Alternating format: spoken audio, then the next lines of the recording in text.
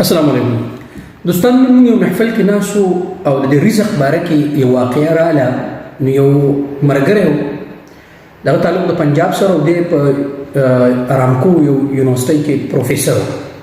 نو هغه خبره کوله چې زموږ سره یو کس دی او هغه ورځ او شپه کار کوي، یو ښه پیکیج ورته ورکوي او د سیلري وغیره هر څه ورله ښه ورکوي. خو هغه ما ته ووایي، یو ورځ یې ما ته ووایي چې یاره زه خودکشي کوم. ما ورته وایي چې ولې؟ وایي چې زه ورځ او شپه کار کوم، چوټي م راته کمه پکې میلاوېږي، خو زما چې کوم بوس دی هغه بیا هم زما نه خوشحاله نه دی. وایي چې کار دی، زه په دې یاره کې یم چې زما کانټریکټ به نوی شي که نه. وایي ما ورته چې د الله بنده، تا ته پته چې ته سبا فاتح کېږي که مړ کېږي، د رزق وعده الله کړله، وفي السماء رزقکم وما توعدون. نو زما هم دغه ملګرو زما تاسو ته ریکویسټ دی چې دا کم حل په سوشل میډیا باندې تاسو راغیستی دی چې دا مهنې والے نیسي او دغه نیسي، د الله بندګان دي. الله رب العالمین زموږ او ستاسو سره د رزق وعده کړله. رازق الله دی، که په پاکستان کې هم به الله رب العالمین رزق راکوي، او که په سعودي کې او که په امریکا کې هم به الله رزق راکوي.